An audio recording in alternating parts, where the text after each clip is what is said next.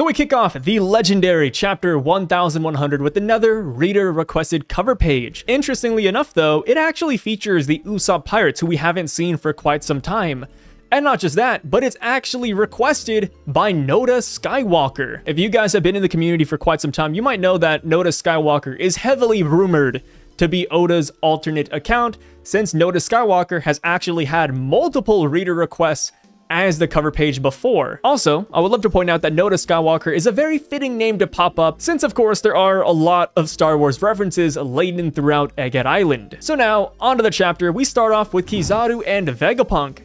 And Kizaru seems somewhat sympathetic towards Vega Punk, saying, hey, you really should have checked your lab for the spy Denden Mushi so that this situation doesn't happen. This isn't exactly the type of dialogue you'd expect to get out of a Navy admiral, but it just goes to show how closely bonded Kizaru and Vega Punk are. Speaking of close bonds though, we actually see a younger ex-Drake present here on Egghead Island working under Admiral Kizaru, which is awesome because it just adds another layer towards their interaction back at Sabaody when Drake was the third person to actually run into Kizaru. And also, one last detail about Drake, but he actually does look somewhat like his father in this last panel. So going on, we see the fallout of the deal from last chapter now that Saint Saturn is involved. He doesn't believe that Vega Punk should model the clone army after Kuma, since he is a wanted man worth 296 million berries. And yeah, that makes a lot of sense. Why would you model your pacifistas who are made to fight criminals after a criminal?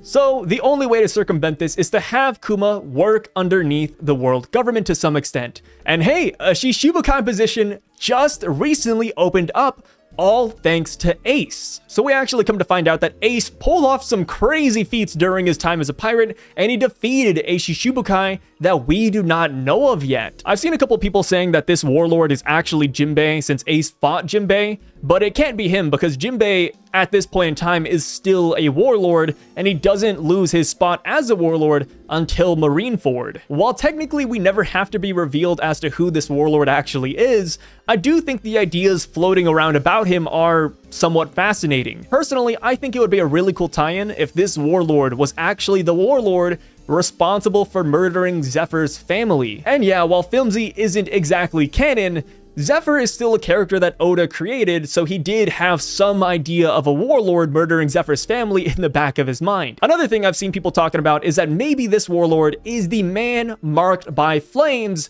since Ace, the user of the flame fruit, is the one who defeated him. And honestly, I don't think that's a bad theory at all. At first, I was like, okay, that's a little bit crazy, right? Man marked by flames, guy defeated by Ace, maybe. But here's the thing. Going back to the Blackbeard chapter where Lafitte and Shiryu were talking about the man marked by flames, a theory that Shiryu brought up to us was that maybe the man marked by flames was working for the world government. And technically, you know, if he was a Shishibukai, he was working for the world government at some point, so it would fulfill Shiryu's theory to some extent. I like how even though Ace is dead, he's getting more and more feats racked up on the side. I mean, yeah, right here we have the unnamed Shishibukai being defeated by him, but also, I don't know how many people actually read the Ace light novels, but in the Ace light novels, Ace actually takes down the previous user of the Giraffe Zoan Devil Fruit. Ace beats the Giraffe Pirate, and then Blackbeard, who was his companion at the time, actually sweeps in and kills the man, thus recycling the Devil Fruit, and that's how it gets to Kaku in our current story. One small dialogue that kind of put a smile on my face for some reason was the fact that Kizaru also seconded the notion of Kuma becoming a Shishibukai, saying, hey, the Navy would love to have you on our side. So Kuma becoming a Shishibukai was Saint Saturn's first demand. His second demand was for Kuma to also be modified into a cyborg. His third demand was for Kuma's free will and individuality to be erased on top of it all. We see Vega Punk lash out at Saint Saturn, telling him that this is a bad idea and that Vega Punk does not want to be responsible for the death of Kuma. Saturn claps back by saying, Vega Punk, you cannot disagree to this. You are a marine scientist. These are where your dollars are coming from. We are funding you, my man. Even after hearing this, Vega Punk doesn't back down. He really tries to fight for Kuma until Kuma himself caves in and tells Vega Punk that it is okay. As long as Bonnie is cured, he doesn't care what happens to himself. It's a really wholesome and saddening scene, and even though he isn't a focal point in this entire first segment, I really do love that Oda threw Kizaru into the mix, and we actually see Kizaru silently in the corner tipping his fedora, almost as if he were showing Kuma that he respected this decision a lot. We come to find out that curing the Sapphire Scales will only take Vega Punk 6 months, and then after that, it'll take an additional year of rehabilitation for Bonnie to actually be out in natural light again. Kuma's modifications, on the other hand, though, will take at least 2 years. But Kuma doesn't care about this. He's only focused on Bonnie right now, and he's glad that his promise to Bonnie will actually be fulfilled in this time frame. Sadly though, even though this time frame should allow Kuma to spend at least 6 months with his daughter out in the sun, Saturn will not allow it.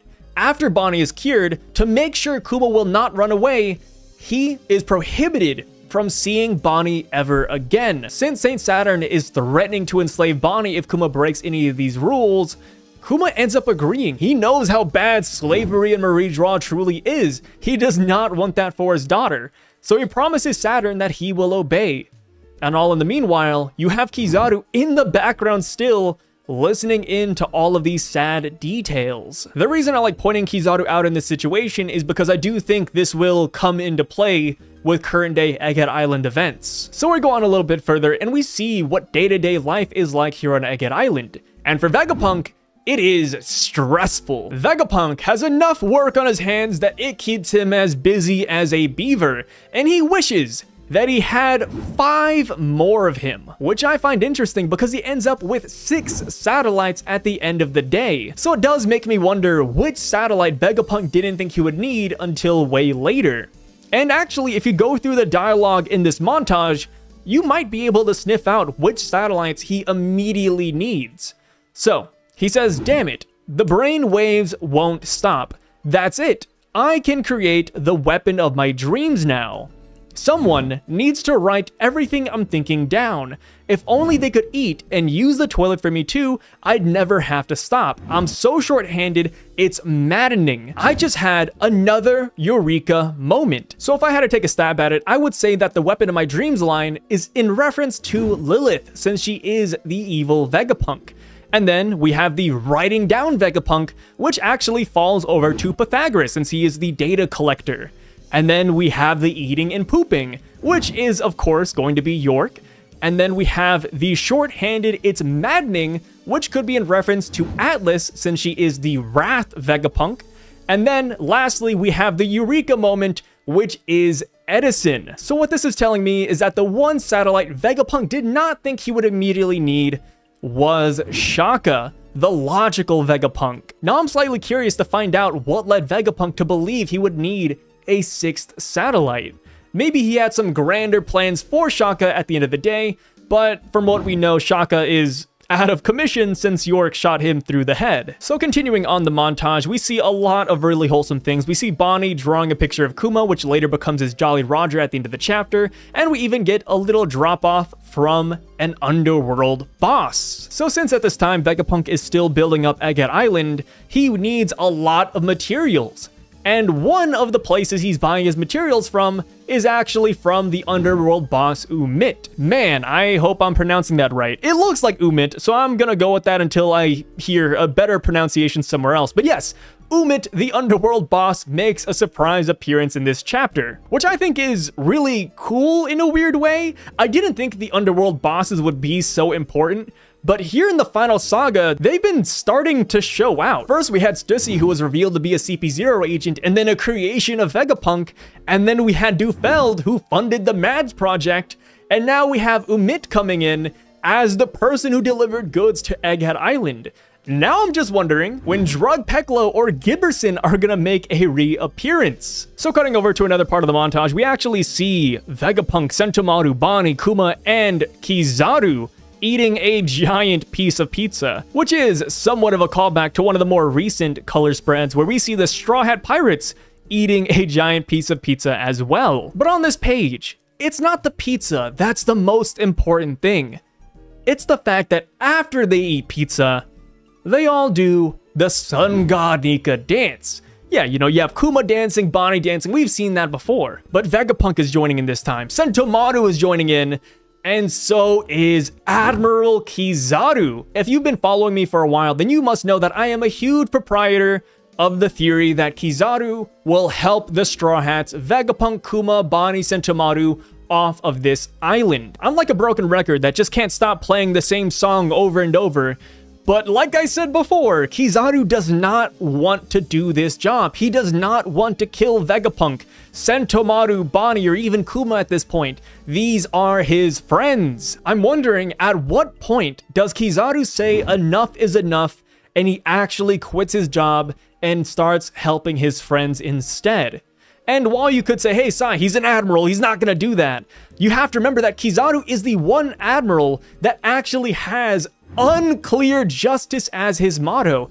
Anything can happen with this man. We do not know what is going through his mind right now. Also, going back to the fight with Kizaru and Luffy, this now makes more sense as to why Kizaru is somewhat familiar to Luffy's Sun God Nika form, because in the panel where they're all dancing after the pizza party, you actually hear the Sun God Nika drum beats in the background. So if Luffy's heartbeat is emitting that same drum beat, then Kizaru might find this somewhat reminiscent. Because right when Luffy busts through the ceiling and grabs him, he says, oh, so this must be ... So Kizaru must have had some information as to who Sun God Nika was. I wouldn't be surprised if Kuma is also the one who told Dr. Vegapunk about the Warrior of Liberation in the first place. I do believe that if Kizaru ends up betraying the world government and or navy by the end of Agate Island, this could be the big event that the narrator was talking about all along. So we go on to the next page and we see that 6 months have now passed and Bonnie has finally returned to Sorbet Kingdom.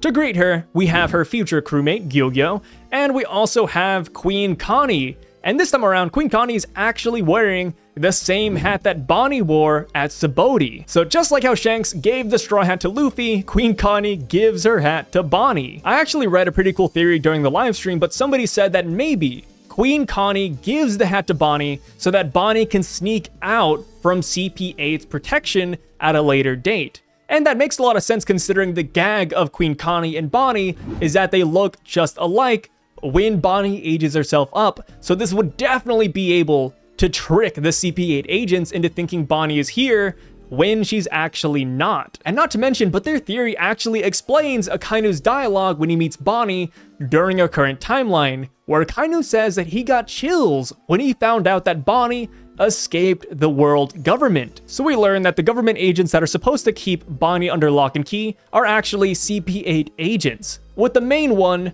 being a girl named Alpha. And I'm sure you guys might have noticed this already, but she looks just like Khalifa. She's like a different dimension Khalifa, which leads me to believe that they might be sisters to some extent, because thanks to the translator note, we know that they don't actually spell out alpha in the katakana, and it's more like alufa, which is kind of funny because if you just add a K to that, you more or less get Khalifa. We do of course know that this is not the actual Khalifa, because Khalifa at this point in time is actually working for Iceberg. So Alufa, or Alpha, does have a good chance of being her long-lost sister or somebody who looks just like her and has a name that is closely related. It's kind of funny when you think about it. So after Kuma says his goodbye to Bonnie, we actually get a montage of all of the Warlord reactions. We have Doflamingo saying, oh, look, another evildoers in our ranks. And it's kind of funny that everybody thinks Kuma is a cold-hearted tyrant. I mean, even when we got to Agate Island, Jinbei believes in this propaganda as well, saying, hey, I heard your father was an evil tyrant to Sorbet. Just everybody believes this narrative that Kuma is a bad guy, when in reality that's not the case. The one warlord that probably knows the truth of Kuma's situation is Mihawk, because Mihawk is included in this montage, and interestingly enough, he doesn't have any dialogue. He looks somewhat perturbed about this news. And that's most likely because Kuma visited Mihawk beforehand. Mihawk probably knows that Kuma is not that bad of a guy. So after we get Mihawk's reaction, we get a reaction from somebody I didn't expect, but we get Alvida. And Alvida says, whoa, he's kind of built like Whitebeard. Kobe, who do you think is stronger? And then of course Kobe says it's you, Alvida, and you know, we got the good old meme coming back from chapter 1. But Alvida showing up here is somewhat fascinating to me, right? I get interested in the most little details, right? I see this as a couple of different things. First up, this could be a cross-guild connection, because of course we have Mihawk right here, and we have Crocodile right above. Alvida also works for Buggy. So yeah, this could be a cross-guild trio we have going on here. Another way we could see it is Oda maybe hinting that Whitebeard is also a Buccaneer because their bodies are alike.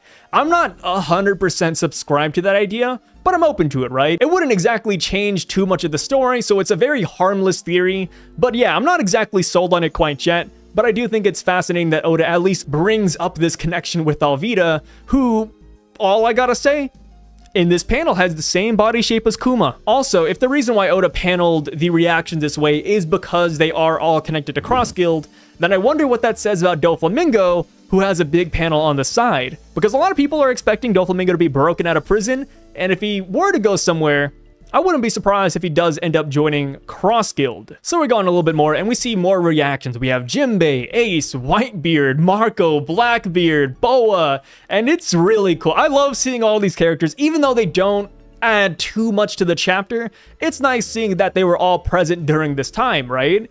And this also means that these warlords must have known who the mysterious 7th warlord is that Ace actually beat. The more I think about it, the more I actually like the idea that the warlord referenced in this chapter is actually the man marked by flames. And the reason I say that is because it would give the Straw Hats a little bit of a hint as to how to find this guy, since Jinbei was a part of the same group as him. So now, on to the final page of the chapter, we have Kuma writing Bonnie a letter, and he tells her that he is marking down all the interesting islands he's coming across so that they could travel there together when she turns 10. What's fascinating though is that during his travels, he somehow ends up at Dawn Island. Thanks to this letter, we have somewhat of a time frame as to when this flashback is taking place.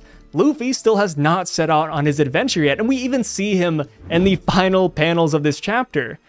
And as we see Kuma rolling up on Fuchsia Village, he gets a call from the world government, and he has brand new commands from them. And we end off the chapter with Kuma asking them what are his orders. And this is where the speculation comes in, because there could be a lot of things here. One, him being around Fuchsia Village, Dawn Island, and Goa Kingdom could be a coincidence and have nothing to do with these orders. Or maybe this is perfect for the world government because his orders do have to do with Dawn Island. We do not know yet. Personally, if I had to take a guess, I am still on the boat that he is coming here for Luffy. Mainly because if it's not Luffy, who would he come here to see? Dragon is stationed at Baltigo, and from what we know, Dragon doesn't exactly visit Dawn Island that often.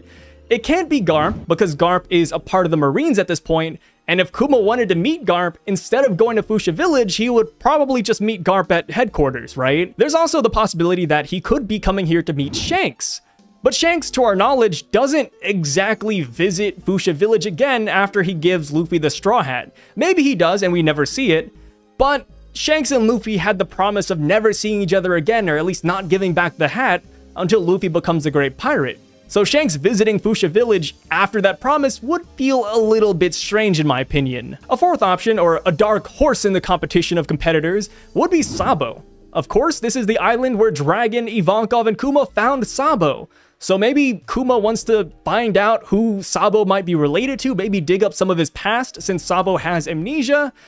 But at the end of the day, I am going with the notion that Kuma is coming here for Luffy, to see what Dragon's son is all about. As far as the government orders goes, that one is kind of up in the air. It could do with Kuma going to Goa Kingdom and Dawn Island, but it could be something completely different. I feel like with the way it's built up, it is going to be related, right? I feel like it'd be strange if Kuma shows up here and then the world government is like, hey, Kuma, do something else over there, right? So I feel like this is going to be all somewhat connected. Maybe they are after Luffy. Maybe they heard that there's a stretchy kid in the woods, and that since they know that Sun God Nika is a rubbery human, they want Kuma to investigate who is running amok in these woods, who is stretching in the East Blue. Because the world government does know that Shanks stole the Gumu Gumu no Mi, aka the Sun God Nika fruit, and he doesn't have it in his possession anymore. He lost that fruit in the East Blue. Where could it be? Well, why not send a warlord to investigate reports of a rubbery kid causing havoc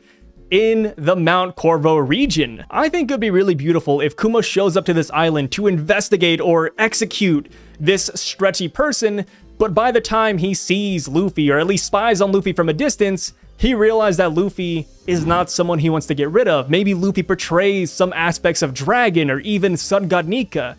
Maybe he just sees the potential in Luffy's future and he just lets him go and tells the world government that it was a false flag. But that is just my theory, and I would love to hear what you guys have to say about all of this. What do you think about the chapter? How do you feel about the buildup? And who do you think Kuma is here to visit? And what do you think the world government wants Kuma to do here? And that right there is it for this video. Thank you so much for watching up to this point. I really freaking appreciate it. Please be sure to like, comment, and subscribe down below. It would really mean a lot. And thank you to the Patreon members and channel members here on the side. You guys are the freaking best. And I'll catch you guys in the next video. Sorry I couldn't get to comments today. I ran out of time. I have to go to work. But hopefully you guys forgive me. But they will be back come next week. And or I guess I could make a separate video tomorrow for that. And I'll keep it somewhat short. Let me know what you think about that one down below. Should I do that or not? But yeah, I'll catch you guys later. Signing out.